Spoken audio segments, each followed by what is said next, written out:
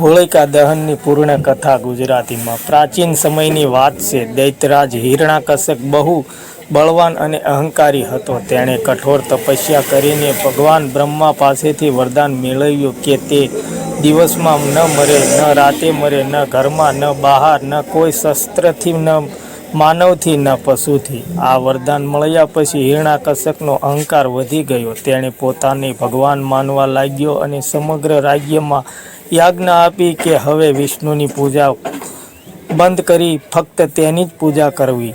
પરંતુ હિરણાકશ્યપનો પોતાનો જ પુત્ર પ્રહલાદ ભગવાન વિષ્ણુનો પરમ ભક્ત હતો. બાળપણથી જ તે નારાયણ નારાયણ જપ કરતો. પિતાની ઘણી ધમકીઓ છતાં પણ પ્રહલાદે ભગવાનનો માર્ગ છોડ્યો નહીં. હિરણાકશ્યપ ગુસ્સે ભરાયો અને પ્રહલાદને મારવાના અનેક પ્રયાસો કર્યા. ક્યારેક ઊંચા પહાડ પરથી ફંગોળ્યો, ક્યારેક ઝેરી સાપો વચ્ચે નાખ્યો, ક્યારેક ગરમ તેલમાં ઉકાળ્યો. પણ ભગવાન વિષ્ણુએ દરેક વખતે પ્રહલાદની રક્ષા કરી. અંતે હિરણાકશ્યપે પોતાની બહેન હોળિકાને બોલાવી. હોળિકાને આગમાં ન બળવાનું વરદાન મળેલ હતું. યોજના એવી હતી કે હોળિકા પ્રહલાદને લઈને અગ્નિમાં બેસે જેથી પ્રહલાદ બળી જાય. હોળિકા પ્રહલાદને ગોદમાં લઈને અગ્નિકુંડમાં બેસી ગઈ.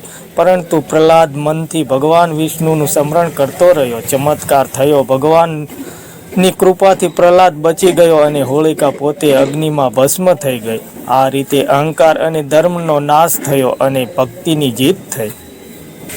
થોડા સમયમાં ભગવાન વિષ્ણુએ નરસિંહનો અવતાર ધારણ કરી હિરણાકશ્યપને પણ અંત કર્યો. સાંજના સમયે દ્વારને કાંઠે પોતાના નાખોનથી બ્રહ્માના વરદાનની શરતો મુજબ હોળિકા દહનનો સંદેશ: સત્ય અને ભક્તિ હંમેશા જીતે છે. અહંકાર અને ધર્મ અંતે નાશ પામે છે. ભગવાન પર અડગ વિશ્વાસ રાખનાર ક્યારેય હારતો નથી.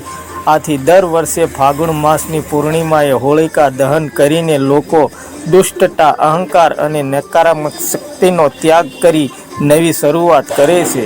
જય હરિ, જય હરિ, જય હરિ.